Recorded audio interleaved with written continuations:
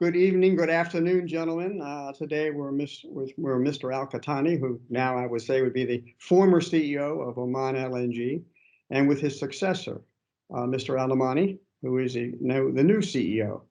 And this is a rather momentous time for the energy industry, and I think it's a wonderful opportunity to both look back on some of the challenges that Oman LNG has faced in this last couple of decades, and some of the things that you have accomplished, Mr. Al Kitani, and then to look forward to see the challenges that Oman LNG is going to face. As again, I refer to it as this crazy energy world, especially the LNG business. So let me start with you, Mr. Al Kitani. This has been quite a run you had with Oman LNG. Talk us a little bit about some of your challenges that you faced over the course of your time as a CEO. And of course, we'd like to hear some of your accomplishments. It is a rather famous company. It's a major player now in your region of the world, which is quite a difference than you might say 30 years ago, 20 years ago. So looking back now, this is a great time to be philosophical and look at those accomplishments and challenges. Thank you very much for the opportunity. I think it's really great to participate in this interview. As you say, to reflect back on my personal journey, but also on the company's accomplishments. First of all, I've been in Oman LNG for the last 26 years. I joined in 1995, but I've been in the industry for almost 40 years, oil first and then in the gas as LNG. I think we have been very fortunate to have this project because it is recognized as one of the most successful projects ever taken in the country. We started in 1993 when we found a lot of gas in the upstream, and the government was thinking either to export this gas to India by pipeline or to build an LNG plant. And luckily, of course, they chose LNG plant. And when I joined in 95, it was still the beginning of the marketing campaign to build the LNG, or to have an LNG business in the country. The biggest highlight, I would say, is for us to go and get a market for this LNG business. We got the market. I think at that time we had the Kogas, which was over 4 million tons of LNG. It was considered one of the biggest SPA ever accomplished in the industry. With other companies coming in to buy over 25 years contract, we made a success into financing of the project. We built the plant and we achieved a lot of high records in terms of safety, financing regime of the plant, and the plant was built on time. Early 2000, we started production, and thank God, until today, we have already exported 2,600 cargoes successfully on time. And we build partnerships in the industry, and we are contributing about 10% of the country's GDP. We are the second biggest earner in the country, and that's not a small feat. So I would take rather highlights and success of the project in the country rather than my own success, which comes from our staff. We have created a fantastic first-class employees, well-developed. We are 90% Omanis working in the company, competent. They can work anywhere in the world. We have built a plant which is so robust, reliable, and it has another 25, 30 years to go because we have looked after it very, very well. So operational excellence is our motto here, and building partnership all across the world. We believe in safety, protecting our asset, protecting our people, and we have achieved world record of almost 35 million man-hours without LTI. No other company has achieved such a thing.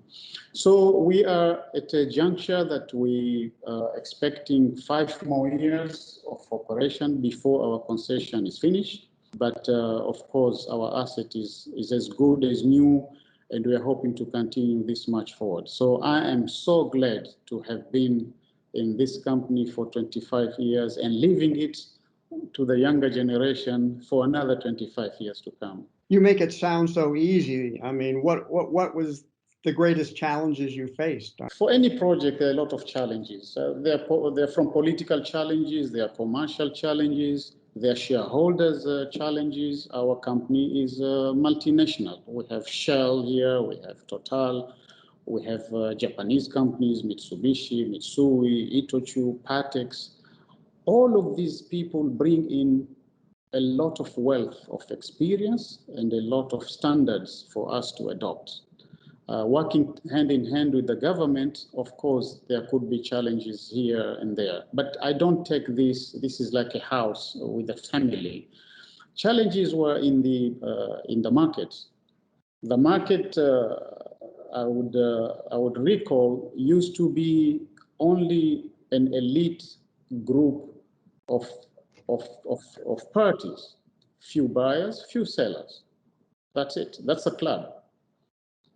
Now, when this club got broken and the middleman came in, it was a big challenge to adjust the relationship that we had with our buyers on a long-term basis. We still maintain, but of course we have middlemen who come in, the traders, if you like, the speculators, the short-term guys, there are buyers who are turning into becoming traders. I think this was challenging for us to adjust in the beginning because cargoes started exchanging hands before they reach the end users, if you say.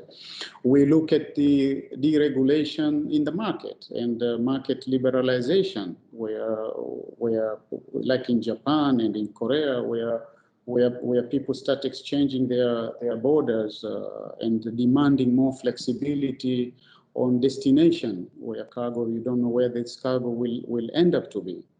Pricing structures started to change. So that was challenging for us because we are used with one theme on how to operate. But again, these challenges created opportunities because we started delivering our spot sales, our cargoes, which are not taken by our long-term buyers, to these traders to find home for it. We have been challenges sometime when there is natural disasters that are happening in the world, either on our side or on buyer side. How to quickly adjust and be agile to move and face those challenging or those incidents. So there were a lot of challenges, but we managed to cope very well. And here we are today, I think the best LNG supplier. If you compare our sizes to the others, I think we have made our mark in the market in spite of those challenges. Well, Mr. Naamany, you're going to have an easy job. All the work has been done and the markets are set. This is a wonderful time to introduce you to the IGU membership, and which spans the world. And so I think we could take a moment now and you talk about yourself and your career to date within Oman LNG and the tough job you're going to have in replacing the gentleman to your left. Thank you, Terry. It's always a pleasure to have my big Harib with me. And yes, we've worked together for many, many years. I think we're all and we to have worked under the leadership of Harib, and the achievement today really prepares us to go with the challenges ahead. That's the path that we're in. So I am almost 25 years in the industry now, in the energy industry, a little bit of upstream, but most of my career has been in LNG and mainly in Oman LNG. So I'm very fortunate to be among those very early recruits of Oman LNG to be developed through a very rigorous program during the project phase. and joining in operations, and then had the opportunity to move into economics and scheduling, and then move further with different roles in the leadership, both technical, but also looking after some governance roles outside Oman, and back to Oman again for project and business development role. And finally, for the last 2 years, I was in strategy and transformation, working directly with Harib, and mainly at that time already preparing to reshape Oman LNG for that future and the challenge ahead. So I've had the great honor to have seen how Oman LNG has changed from within, but also have seen the industry through a number of other posting outside Oman LNG. You spent a considerable amount of time outside of Oman. If I recall, you were in Europe and you spent time in North America. How that experience and what insights does that give you into looking from the outside in, so to speak? Those are very fortunate moments when given that opportunity. In Europe, it was related to looking at LNG for transport, which around the year 2012 to 2014 was coming up as very important opportunity. Today, you can look back and we see barges which are fueled by LNG on the Rhine River. And I know that at a certain point in time, those were being looked at and developed as opportunities. And you see those opportunity, and you can relate them to where we are going as a business and as an industry. When we want to increase, for example, our footprint to LNG as a marine fuel. Yeah? It's those steps that are going to grow very quickly in the bunkering, and that experience is very valuable. In North America, it's a completely different approach. I did spend some time in Houston, so it was a great town to live in, but also a completely different entrepreneurial mindset, where technology set is really how well you set up an LNG business, and very fast and with very challenging economics to be able to put as many facilities on stream on a short time. And I could see a completely different mindset on how LNG is looked at from where I came from. Yeah? And today, of course, we see how the US has been able to grow its energy footprint. Yeah? And beyond Houston, of course, in Canada, I got the opportunity to work for a giant in LNG in years to come, which is LNG Canada. And that would be very happy to compete with, of course, yeah. But I could see how stakeholder engagement and management with local communities are not for granted, and key questions on carbon footprint and decarbonization being asked on at the project level with a lot of scrutiny, and those come very handy back in Oman LNG as we turn the page to a future where the same will be. So very, very valuable experience and opportunities that are still very present today. You raised a very interesting topic, this low carbon footprint, et cetera. We're seeing the EU considering a carbon border tax, on carbon content of product, and LNG coming into the country. We've seen companies in Japan asking questions about sustainably produced natural gas, et cetera. I might ask you both. I mean, I know you've done wonderful things improving the operational efficiency of Oman LNG. Kind of how does this affect you? I mean, your biggest market is Asia, and now we're in this net zero emissions world, and we're seeing these challenges to reduce the carbon footprint of the LNG chain. And perhaps you gentlemen, you could explain to us how Oman LNG is tackling this, or a company that is famous for its energy efficiency and its engineering. I think it's worth maybe mentioning where we are today, and I think with how we have reached where we are. I know and I recollect very well a call where one of my tasks by Harib was to come and really look at a project for reducing greenhouse gas emission. And that at that time, it was not a very well-versed topic in the industry, and maybe a lot of us were shy about it. But it was very bold. And when we went and did this project to reduce our greenhouse gas footprint, everybody in the board and our CEO, Harib, at that time, saying this will tell us in the future whether we were right. And this is very bold move to go and replace an existing well-running equipment to another one, just because it's more efficient and it has less greenhouse gas footprint. It's not about more production. It's not about a direct economic of profit. It's just about an environment footprint. And when we went to the Ministry of Environment at that time, it was also seen very positively, but also very bold move. So that's where Oman LNG in the last 5 years, for example, has been already taking steps in that direction. Where we are today is we have a comprehensive greenhouse gas strategy and a decarbonization strategy being put to the board. And we want to be a premium LNG producer, that premium market will come to us for that lower footprint that we can provide. So we're already in the top quartile as per the benchmark, and we want to move even further, recognizing that new LNG plant that would be coming, they will come with a technological advantage. And if we do nothing, we will actually slide back the ranks. Hence, what we are really taking measure is to start investing even further into lower carbon footprint, beyond just what we have done in the last few years.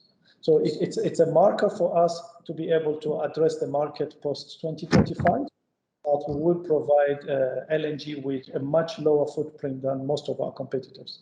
If I may add, Hamed, Terry, this is very important. I don't think we have a choice, or anybody has a choice, but to go this route. And it doesn't take, or it needs more than just Oman LNG to do it, but we have to do it with our counterparts for all the way from the upstream and all the way to transportation. But we are doing our part, and we've started pretty early on, and this march is going forward. We want to make sure we are there and we have the spot of being green or providing the green LNG as much as we can. Yeah. So thank you for asking this question. It is important, and it is a message to all who will be listening. We have no choice but to go this way. In the United States now, we have at least 5 major efforts, certification programs, inspection programs, et cetera, to certify that, in fact, it is sustainably produced natural gas, it's sustainable LNG, et cetera. Do you see the development of international standards? Should the industry support international standards? This is a big question, I know, for the IGU right now. How do we convey what you have done, the accomplishments, the best practices of, say, Oman LNG, to all the companies around the world? What path? How do we do this? I believe there will be standards.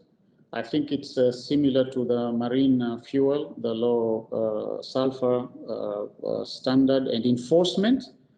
This is the beginning on carbon. I think there will be a standard, and it will be enforced. I hope it will be enforced in the future, because our environment needs us to be responsible in this industry. But Hamed, you can add what your view is. Yeah, definitely. I think we would advocate for that, because it's very important that we have standards that would enable all of us to be able to really express clearly what we are doing and how it is compared in the industry. Where Oman LNG stand, it's actually even very advantageous to have such a standard. Because otherwise we'll have every organization and silo explaining terms that we cannot relate to or compare. And our credibility going forward would come from those independent international standards.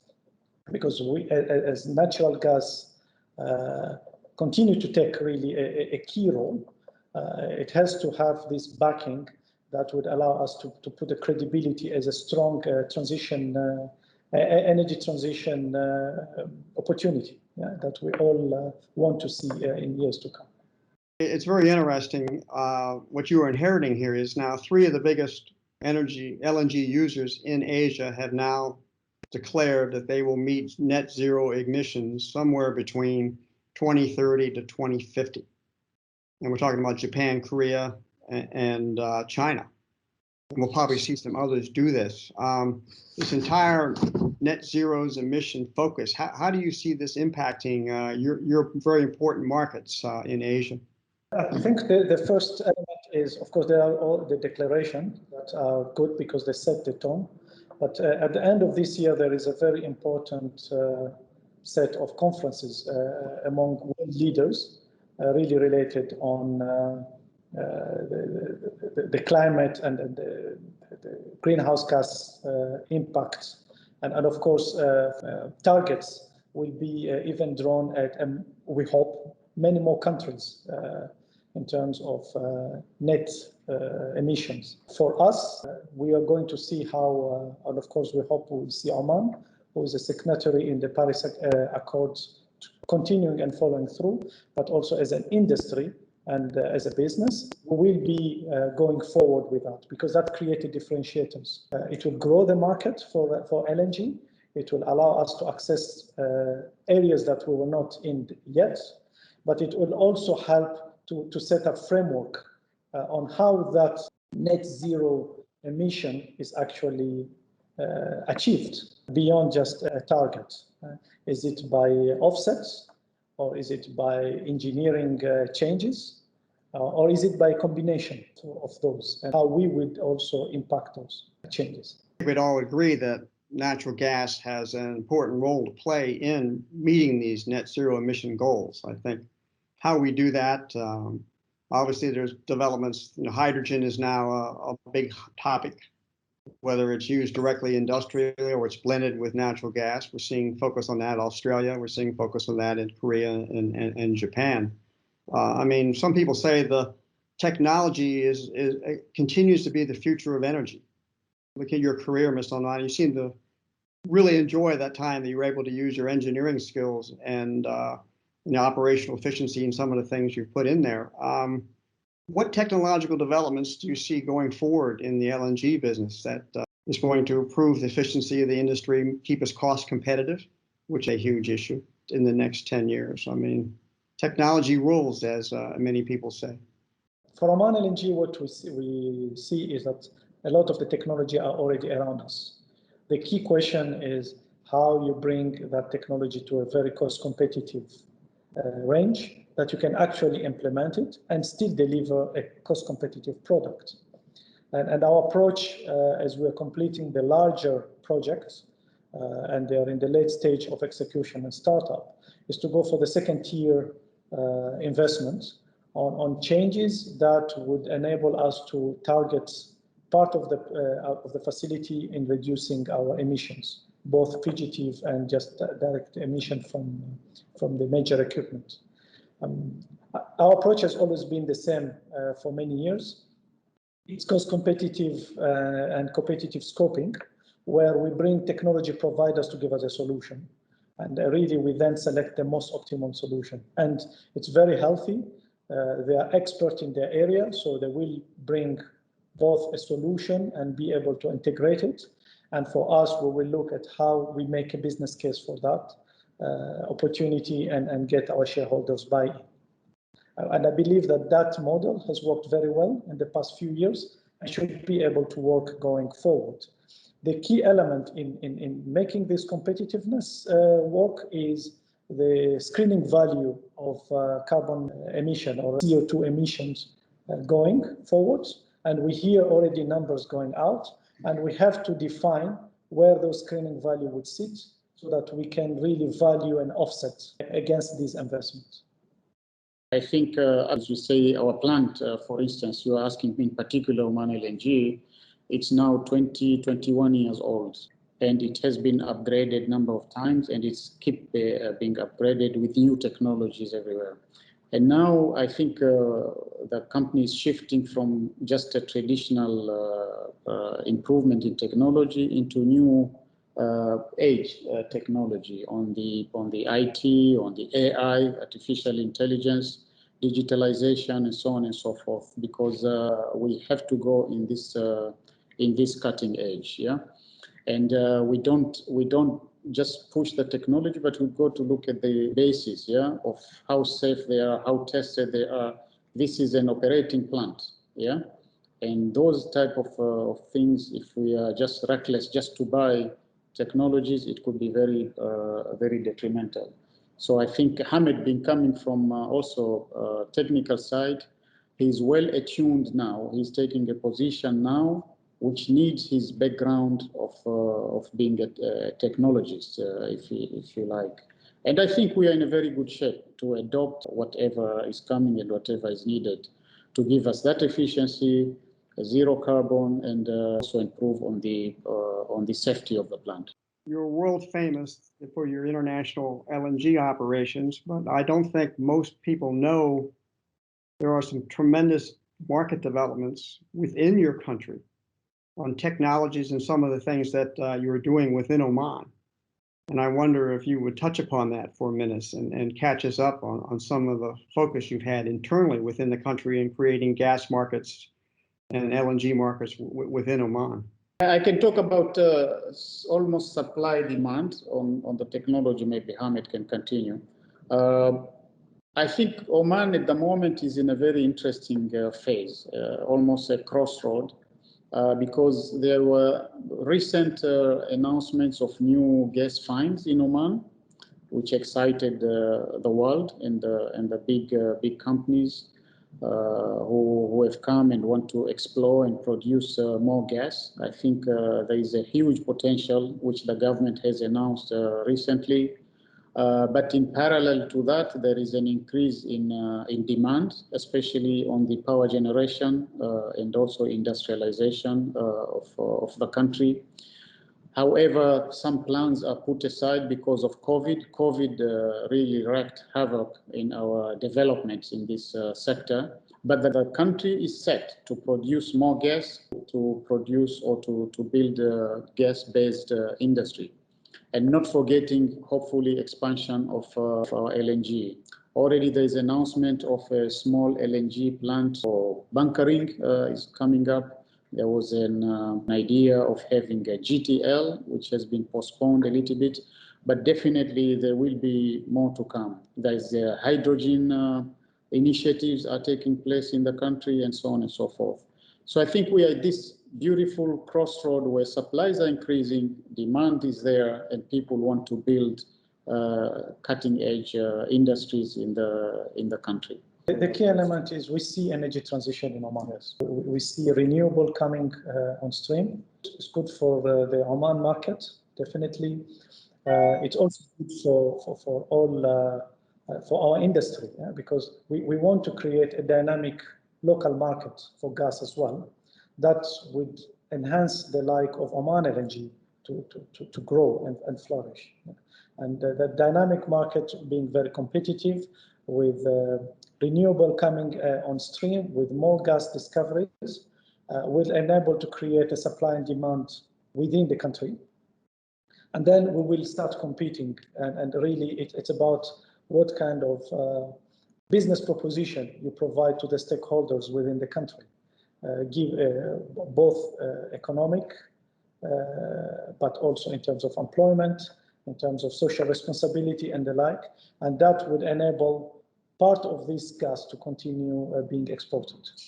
So the dynamic in Oman are quite fluid, and it's actually very beneficial. Based on the plan that we have in Oman LNG, we see that it's actually to our advantages. I brought this up because one of our great challenges is reaching some of the smaller markets, and technology will play a role there. And some of the things that I know you were doing in bunkering and things like that will hopefully allow us to economically move into these smaller markets. One question Green finance, they talk about, they see the international banking community now talking about not funding fossil fuels. Some have not done that. I mean, coal has been under fire, gas has been talked about, but you see this as one of the great challenging, the financing projects going forward? We've seen in recent times a lot of mega projects financed within the houses, people with the company with deep pockets, because the market was not there or they could not prove the market, but that did not stop companies to be financed. So I think that will continue. I have not seen a lot of advocacy for gas to stop other fossil fuels being financed, because lenders and banks are hungry to finance, I think. Hopefully it will happen. My sort of campaign has been always to advocate for gas. Where do you hit this advocacy? Is it at politically or at a policy level, or is it at financing level, or where do this? But I have not seen signs that financing race has stopped because they don't favor one type of fuel or the other, and companies have pretty good money to finance their own projects. I think you're right, Harib, and what is very critical is what the industry does to really demonstrate that the transition is working well and the gas is playing its role there. And from that point forward, once you start putting the right screening value and on each investment, you have a mechanism to offset carbon, I believe that everything will gel back together. Then it will be a proposition that is very clear, transparent for the society, and the investor will not walk away from a good deal. Most of the companies which come to Oman want to do business, want to expand LNG, want to do some other business. They don't come to ask for government money or government sponsorship in financing, or they have already made their arrangements for the financing. So COVID has created a lot of uncertainties. Hopefully after the pandemic, we will see more clear what the financing world is here to help new projects. For these developing markets, it is a great challenge. They have to finance the recovery from COVID, get their economies building. They have to finance mitigating the impacts of climate change on their economies, and they also have to finance going forward in a greener way. And I don't think anyone should underestimate the challenges countries face, and I think LNG will be there to help them out. Let's help me out now, gentlemen. I'm delighted that Oman LNG is going to be a sponsor of the World Gas Conference 2022. As you're well aware, because of COVID, we have moved that conference to 2022. It looks like now it's going to be the first great international energy conference that is held since the COVID environment. So what should we talk about? What will be on the agenda? What will be people talking about at the World Gas Conference a year from now in Korea? First, if you look a year ago to now, what is very clear is there is quite a lot of resilience in the industry. And we have learned to adapt to something we have never prepared for before.